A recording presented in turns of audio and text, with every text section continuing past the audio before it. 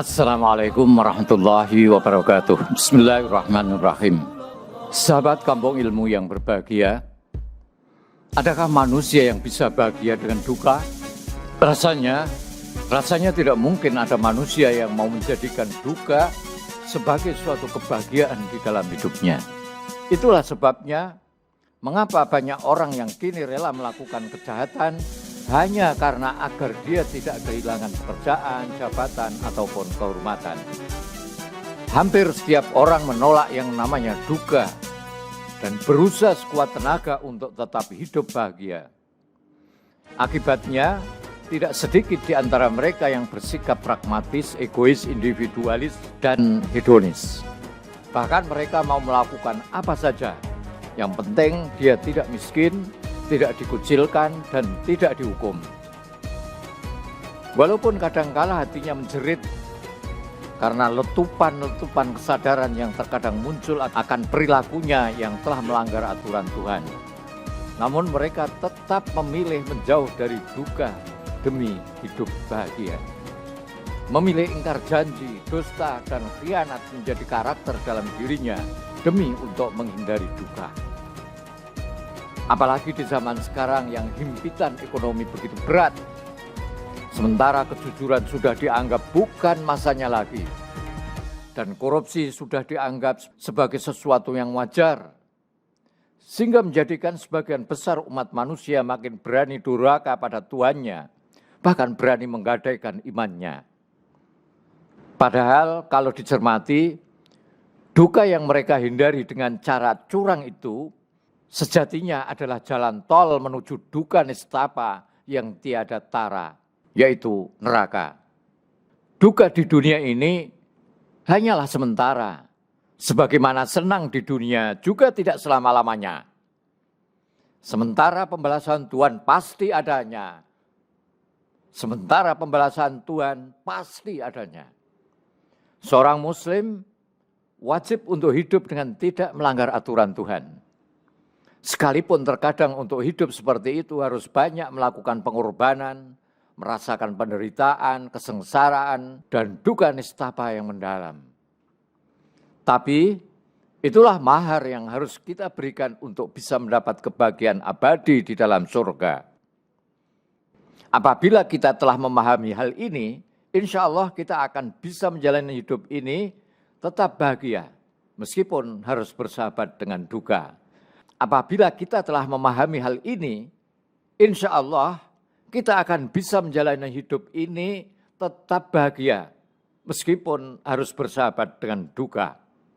Duka sejatinya adalah mahar untuk bahagia. Hal itulah yang dilakukan oleh Nabi Yusuf alaihissalam. Sejak kecil dia hidup tidak dalam kebahagiaan. Dia menjadi anak Nabi Yakub alaihissalam yang dibenci oleh saudara-saudaranya. Dia pun akhirnya harus rela dilempar ke dalam sumur oleh saudara-saudaranya sendiri. Kemudian dia hidup sebatang kara di negeri orang dengan status sebagai budak belian. Tak cukup di situ, Nabi Yusuf juga difitnah hingga harus mendekam dalam penjara. Tetapi semua itu dilalui dengan nuansa hati yang tetap bersih dari kotoran nafsu. Kebersihan hatinya membuatnya rela di penjara. Allah berfirman, Qala rabbis sijnu ahabu ilayya mimma yad'unani ilaihi wa illa tasrif anni kaidahunna asbu ilaihinna wa akum minal jahilin. Yusuf berkata, wahai Tuhanku, penjara lebih aku sukai daripada memenuhi ajakan mereka kepadaku. Dan jika tidak engkau hindarkan daripadaku tipu daya mereka, tentu aku akan cenderung untuk memenuhi keinginan mereka. Dan tentulah aku termasuk orang-orang yang bodoh. Sahabat Kampung Ilmu yang berbahagia, ayat ini menerangkan bagaimana keteguhan hati dan kekuatan iman Nabi Yusuf alaihissalam yang tidak mempan segala bujukan dan rayuan. Begitu juga semua kata-kata yang keluar dari mulut perempuan-perempuan itu untuk melunakkan dan menaklukkan hati Yusuf tidak mempan. Nabi Yusuf tetap kokoh. Nabi Yusuf tetap kokoh dalam prinsipnya. Hati Nabi Yusuf alaihissalam tidak cemas oleh gertakan dan ancaman yang mengatakan bahwa Yusuf akan dipenjarakan dan dihukum. Hati Nabi Yusuf alaihissalam tidak cemas oleh gertakan dan ancaman yang mengatakan bahwa Yusuf akan dipenjarakan dan dihukum kalau dia tidak mau tunduk mengikuti ajakan berbuat serong itu. Mendengar itu semua, Yusuf banyak berlindung diri pada Allah. Menundukkan kepala sambil berdoa agar dijauhkan Tuhan dari godaan perempuan-perempuan itu seraya berkata, "Ya Tuhanku, penjara yang gelap lagi sempit itu lebih baik bagiku daripada dalam istana.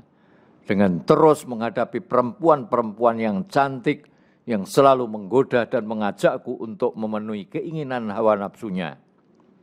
Ya Allah, aku khawatir ya Allah, bila aku selalu tinggal dalam istana ini. Aku khawatir ya Allah, bila aku masih tinggal dalam istana ini.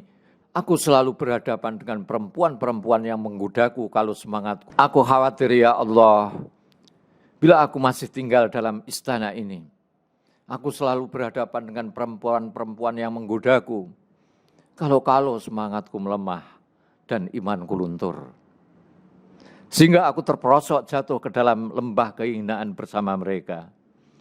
Ya Allah, ya Allah, ya Allah, hindarkanlah aku dari godaan-godaan mereka.